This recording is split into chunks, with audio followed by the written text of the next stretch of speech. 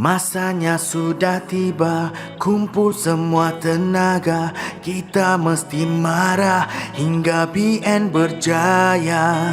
BN harus kembali berkuasa di seluruh negara. Bersama pegang erat tangan ini untuk capai ke destinasi. Ayo sebarkan berita, terangkan semua, jawab tomahat fitnah mereka. Ayo sebarkan berita, terangkan semua, bahwa hanya cerita benar.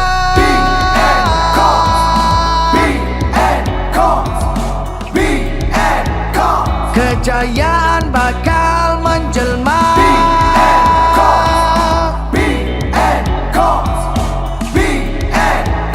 Kejayaan bakal menjelma. BN harus kembali berkuasa di seluruh negara.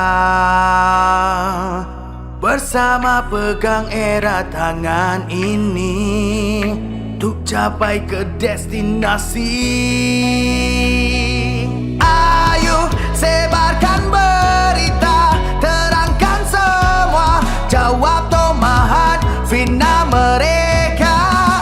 Ayo sebarkan berita, terangkan semua, bahwa hanya cerita benar.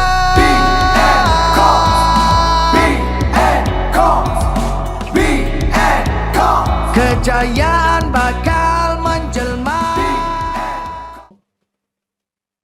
Baik, Assalamualaikum dan salam sejahtera. Bersama saya pada kali ini dalam Bicara Nasional, kita bersama dengan tetamu undangan khas kita iaitu yang berbahagia Tan Sri Shahriz Samad, iaitu Ketua UMNO bahagian Johor Bahru. Selamat datang Tan Sri. Terima kasih. Terima kasih kerana bersama kami ya. Dan hari ini Tan Sri, kita macam biasa kita akan mengupas berbagai isu yang menjelang PRU 15 ni. Ya. Baik, kita akan menghadapi PRU 15 dan ini dilihat sebagai satu peluang untuk UMNO dan juga BN menggenggam kembali mandat rakyat. Dan sudah tentunya rakyat kini sedang memerhati ya manakah parti-parti yang akan membawa manifesto yang akhirnya kembali memberi benefit kepada rakyat. Dan pada pandangan Tan Sri, apakah manifesto yang perlu ada dan harus dibawa di dalam PRU 15 ni? Setiap parti politik mempunyai kumpulan sokongannya, ya. Dan UMNO, Barisan Nasional, tak berbeza daripada itu. Kita akan mempunyai satu kumpulan pengundi-pengundi daripada Perlis sampai ke Johor Bahru, Kota Baru, Kuala Kerai, sampailah kepada Sabah, ya. Penyokong-penyokong kita atau pengundi-pengundi yang akan menyokong kita. Dan pada PRU yang 14, kalau dilihat ialah bahawa kumpulan menyokong itu, pengundi yang menyokong kita adalah mereka yang terdapat datangnya daripada mereka yang berada dalam sosioekonomi, kumpulan sosioekonomi yang agak bawah daripada sederhana, ya. Iaitu kalau ikut terminologi yang kita banyak pakai sekarang ni ialah kumpulan B40 dan juga daripada yang M40 tu ke bawah. Ya. Dan taburan mereka ialah dalam kawasan-kawasan luar bandar, iaitu bukan di kawasan-kawasan bandar. Ya. Mungkin ada yang separuh bandar, tetapi taklah sangat di kawasan bandar umpamanya. Jadi ini merupakan asas sokongan kita. Jadi setiap parti politik begitu, adanya tempat ataupun di mana penyokong-penyokong mereka, pengundi-pengundi mereka yang kekal menjadi tegar, penyokong tegar kepada mereka. Jadi bagi UMNO dan Barisan Nasional, kita kena mengakui inilah takungan sokongan kita. Yeah. Right? Dan demikian bermakna apa yang kita nak perjuangkan ataupun apa yang kita nak masukkan dalam manifesto, tentunya mesti menepati kehendak mereka. Ya. Dan mestilah bersesuaian dengan hasrat mereka.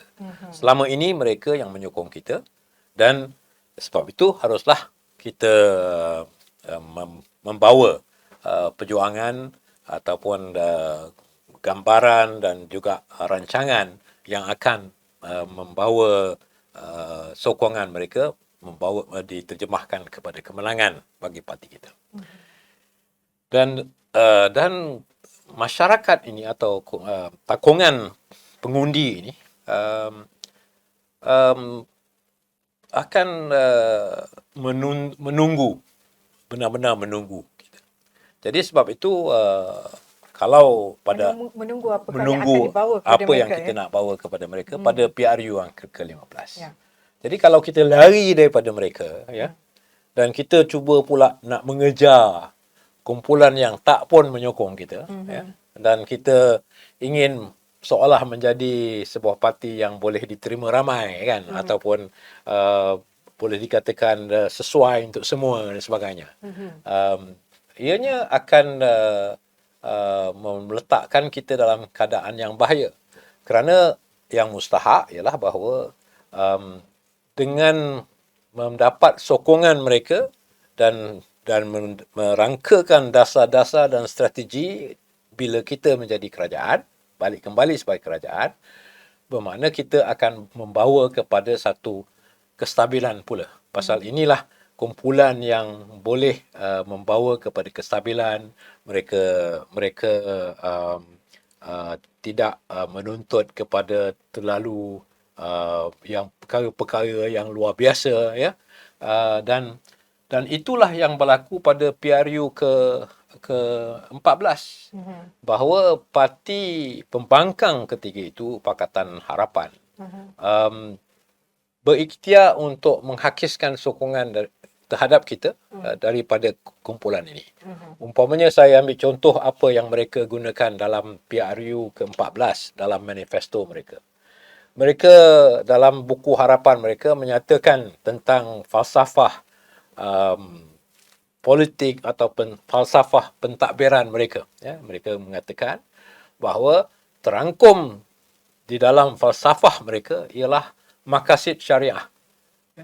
Dan saya rasa kalau sesiapa yang membaca manifesto Pakatan Harapan ketika itu akan terperanjat bahawa berani mereka menyatakan mereka menerima maqasid syariah sebagai asas kepada falsafah politik dan pengurusan mereka. Ya, ini dan sedangkan kita tahu bahawa mereka adalah ke arah lebih yang sekular, ya, inginkan kononnya memisahkan antara agama dengan politik, dengan kerajaan. Liberalism. Mereka liberal dan sebagainya. Tetapi kerana mereka nakkan mengurangkan sokongan masyarakat yang biasa menyokong kita ni, mereka juga sanggup berpura-pura bahawa seolah mereka menerima dan menjadikan maqasid syariah sebagai asas falsafah politik mereka, falsafah pengurusan negara oleh Pakatan Harapan, kiranya mereka menang.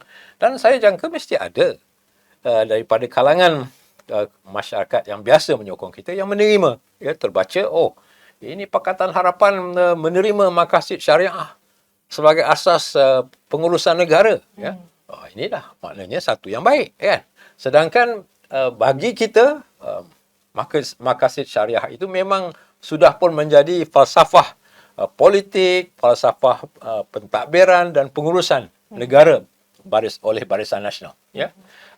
Tetapi kita tidak menonjolkannya seperti mana yang mereka lakukan, Pakatan Harapan lakukan pada PRU ke-14.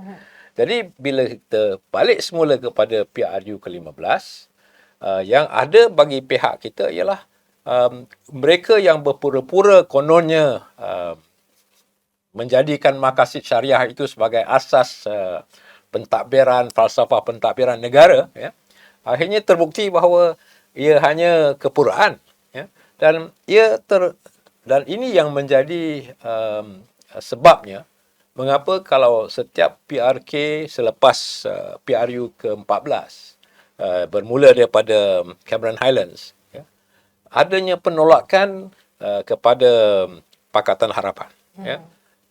termasuklah calon-calon yang diketengahkan oleh parti Melayu, yang parti Melayu mereka, iaitu Parti Pribumi Bersatu, ya, Bersatu atau dipanggil Bersatu. Mereka melihat bagaimana akhirnya apabila calon mereka bertanding di Tanjung Piai, PRK Tanjung Piai,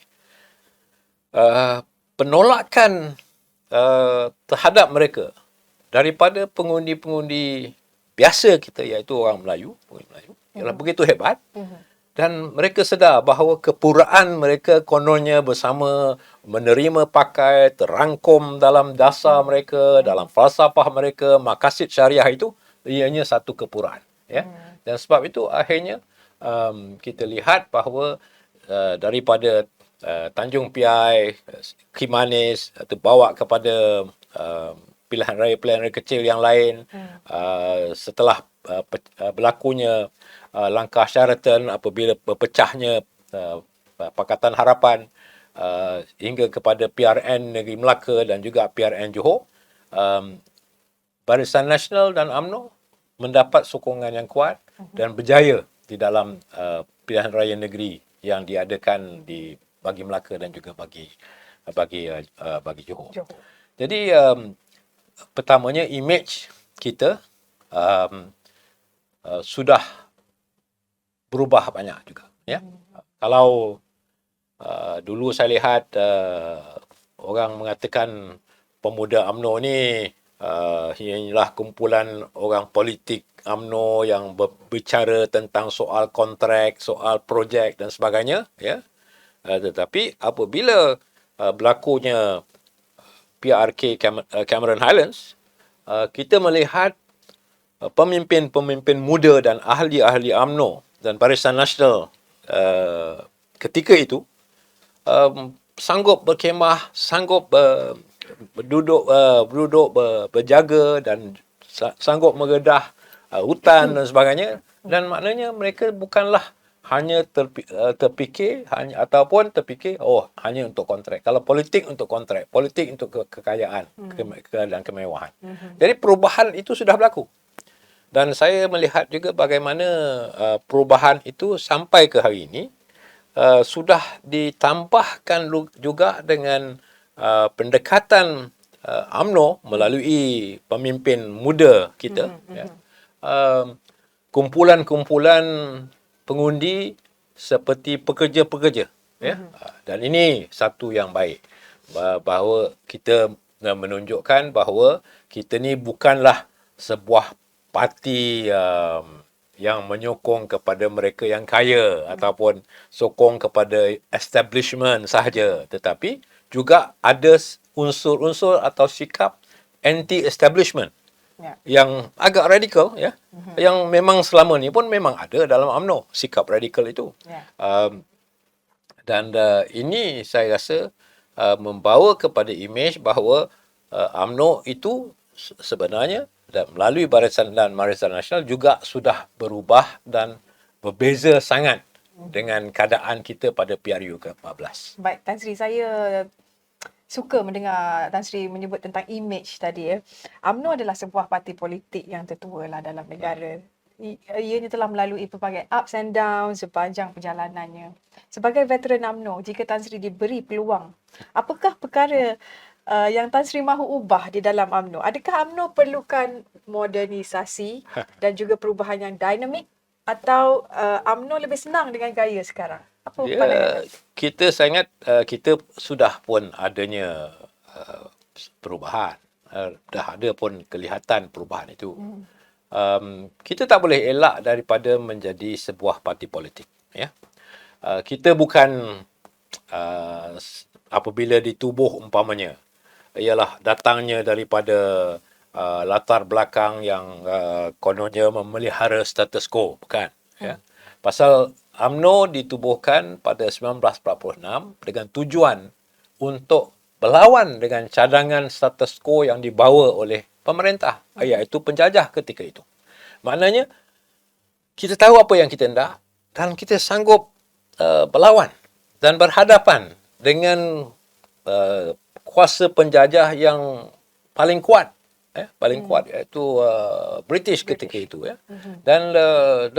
Dan kita bukan mempunyai apa kekuatan yang lain ya, kita tidak ada bala tentera, kita tidak ada kekuatan ekonomi dan sebagainya, tetapi namun atas asas kekuatan idea dan pandangan atau falsafah kita menentang konsep Land Union yang nak dibawa oleh penjajah.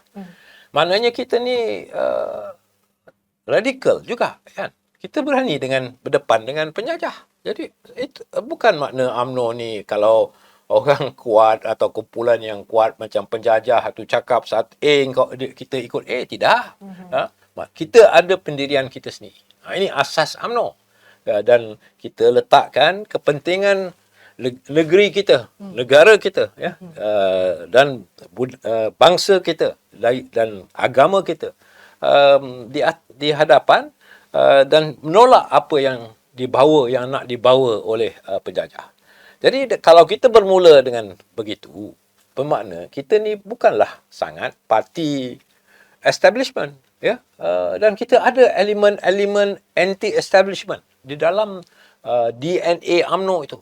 Dan sebab itu selepas daripada kita mencapai kejayaan umpamanya ya, kita capai kejayaan menentang Land Union, kita berjaya menuntut kemerdekaan ya, tetapi kita ada membawa idea kita sendiri, pemimpin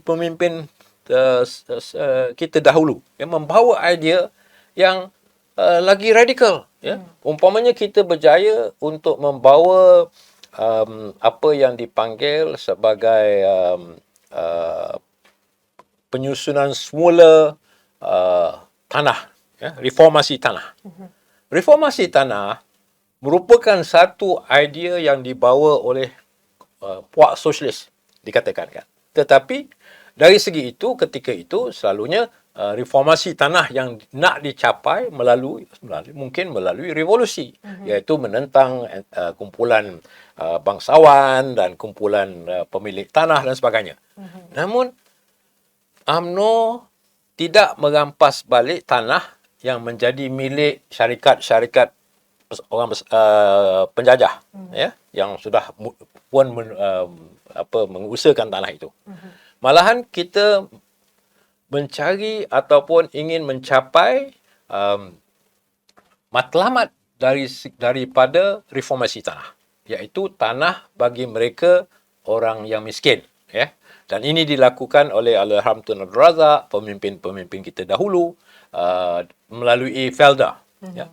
Dan ia sampai sekarang menjadi satu contoh reformasi tanah yang paling berjaya dalam dunia ya.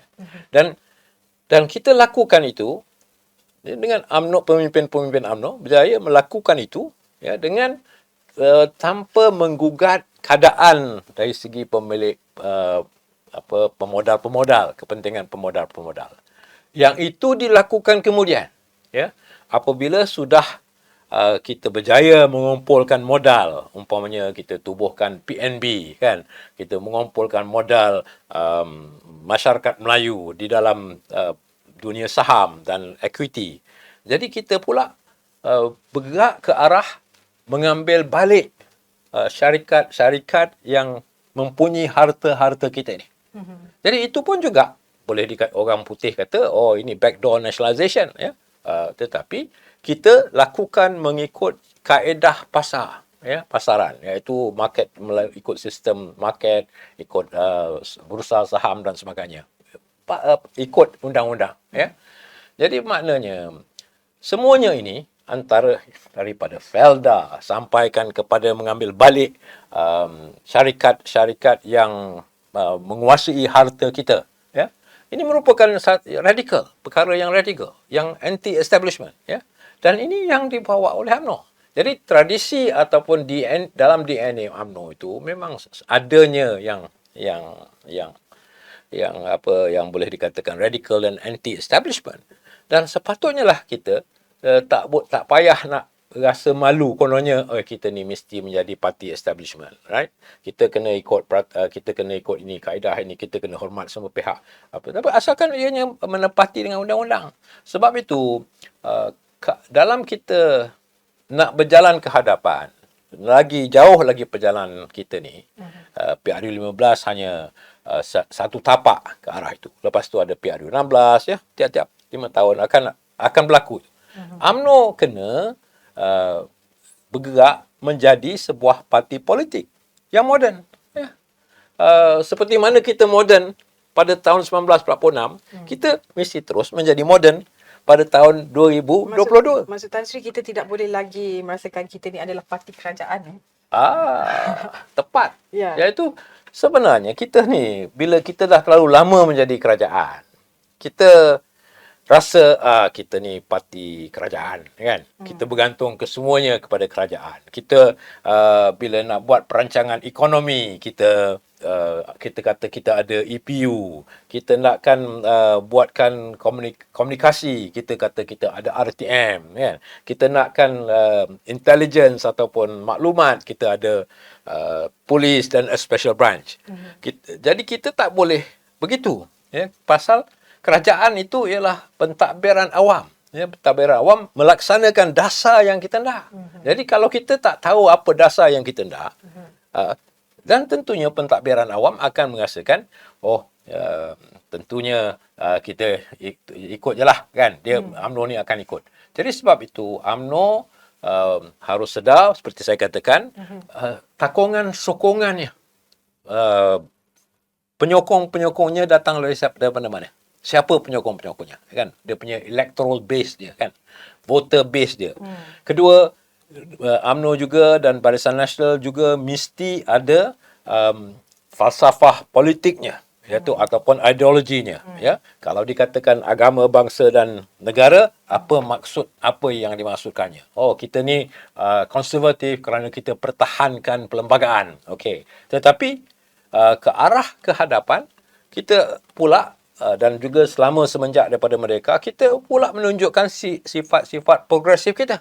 Ya, umpamanya dari segi apa yang saya ceritakan pasal Felda, ceritakan pasal PNB, ceritakan pasal tabung haji, ceritakan pasal ekonomi Islam, ya. Itu yang progresif, ya, yang memang yang dicetuskan, yang dipimpin oleh UMNO, right? Jadi tetapi sebagai parti politik, dasar-dasar ini, strategi-strategi ini mesti dirangkakan diasaskan dengan maklumat, dengan prinsip dan prinsip-prinsip tertentu oleh UMNO itu sendiri. Ya, sebagai sebuah parti politik, kita kena adalah unit ataupun bahagian yang akan menyentuhkan dasar dan juga strategi, kan?